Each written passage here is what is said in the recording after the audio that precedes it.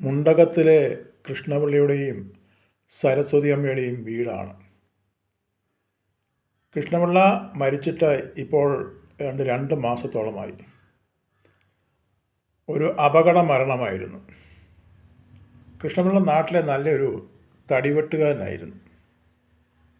വിറക് കീറുകയും മറ്റുള്ള തടിപ്പണികൾക്ക് പോവുകയും അങ്ങനെ ഒരു ദിവസം തടിപ്പണിക്ക് പോയ കൃഷ്ണപിള്ള മരത്തിൻ്റെ കൊമ്പ് മുറിക്കുവാൻ വേണ്ടി മരത്തിൽ കയറിയതാണ്. എങ്ങനെയോ വെട്ടിക്കൊണ്ടിരിക്കുമ്പോൾ കാൽ വഴുതി ആ ഒത്തിരി ഉയരത്തിൽ നിന്ന് താഴേക്ക് വീണു. പെട്ടെന്ന് അടുത്തുള്ള കൂടെ ഉണ്ടായിരുന്ന പണിക്കാരെ എടുത്ത് ആശുപത്രിയിൽ കൊണ്ടുപോയെങ്കിലും പോകുന്ന വഴിക്ക് കൃഷ്ണപിള്ള മരണപ്പെട്ടു. അത് സരസ്വതിയമ്മയെ വല്ലാതെ വേദനിപ്പിച്ചു. അവരെ ഒരു വല്ലാത്ത അവസ്ഥയിലേക്കായി. ഇവർക്ക് 2 മക്കളാണ്, ഒരു ആണും ഒരു പെണ്ണും. മകളെ വിവാഹം കഴിപ്പിച്ചയച്ചു. പിന്നെ ഉള്ളൊരു മകനാണ്.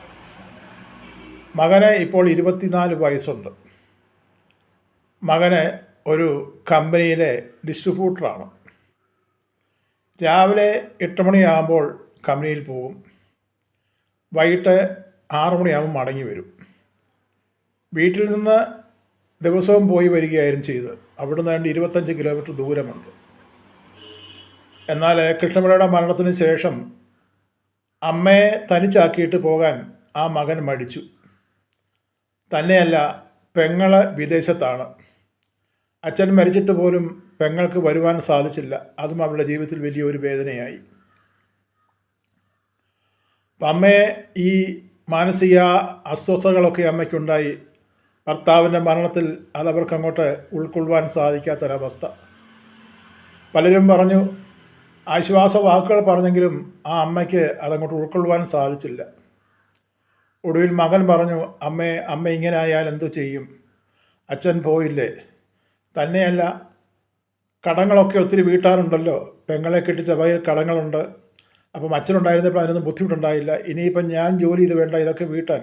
ഞാൻ ജോലിക്ക് പോയില്ല, എങ്ങനെയാണ് കാര്യങ്ങൾ നടക്കുന്നതൊക്കെ അമ്മയോട് പറയും. അമ്മയൊന്നും മിണ്ടാതെ അവിടെ എങ്ങനെ ഇരിക്കും.